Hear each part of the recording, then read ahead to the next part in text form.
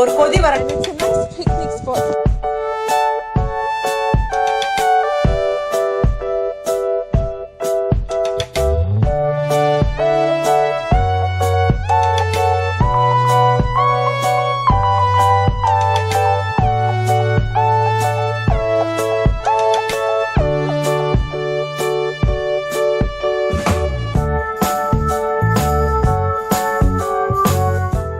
வெண்டைக்காய் ஃப்ரெஷ்ஷாக இருக்கும் பொழுது நம்ம குழம்பு பண்ணுவோம், இல்லை சாம்பார் பொரியல் அந்த மாதிரி பண்ணலாம்.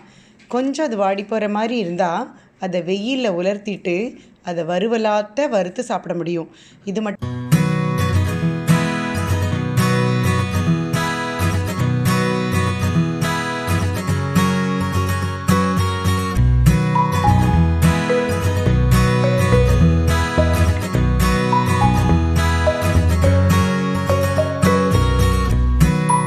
வெயிலை பயன்படுத்தி உருளைக்கிழங்கை தோலை சீவிட்டு ஸ்லைஸாக பண்ணி ஒரு 2-3 நிமிஷம் பாயில் வாட்டரில் கொஞ்சம் லெமனை விட்டு கொதிக்க வச்சுட்டு உலர்த்திட்டா நமக்கு உருளைக்கிழங்கு வறுவல் ரெடி ஆயிரும்.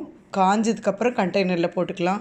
அதே மாதிரி தான் நான் கேரட் ஏற்கனவே பண்ணி காமிச்சிருக்கேன். கேரட்டு ஈவன் கத்திரிக்காய் கூட நம்ம என்ன பண்ணலான்னா ஒரு வதக்கிட்டு வெயிலில் வச்சிட்டோன்னா கத்திரிக்காய் வறுவல், அவரைக்காய் வறுவல் இந்த மாதிரி நம்ம வெயிலை யூஸ் பண்ணி நிறைய வறுவல் பண்ணி வச்சுக்க முடியும். கட்டாயம் சுண்டைக்காய் இது எல்லாமே யூஸ் பண்ண முடியும். வீட்டில் பேக்யார்டில் இருக்கிற மணத்தங்காளிக்காயை கூட நம்ம இந்த மாதிரி வச்சு வறுவல் பண்ணி வெயில் காலத்தில் சேர்த்தி வச்சதை குளிர்காலத்துலேயும் மழை காலத்துலேயும் நம்ம யூஸ் பண்ணி குழம்பு வறுவல் ரசத்துக்கு தொட்டுக்க இந்த மாதிரிலாம் பண்ணி சாப்பிட முடியும். இந்த ஃபுட் டிப்பை யூஸ் பண்ணி நீங்கள் கட்டாயம் இந்த மாதிரி வறுவல்களுக்கு தயாரான பொருள்களை பண்ணி வச்சுக்கோங்க. ஈவன் மோர் மிளகாய், கொத்தவரங்காய், சுண்டைக்காய், மணத்தங்காளிக்காய், கத்திரிக்காய் எல்லாமே பண்ண முடியும். கேரட்டு உருளைக்கிழங்குலேருந்து ஈவன் நமக்கு பீட்ரூட் கூட பண்ண முடியும். கட்டாயம் பண்ணி பாருங்கள்.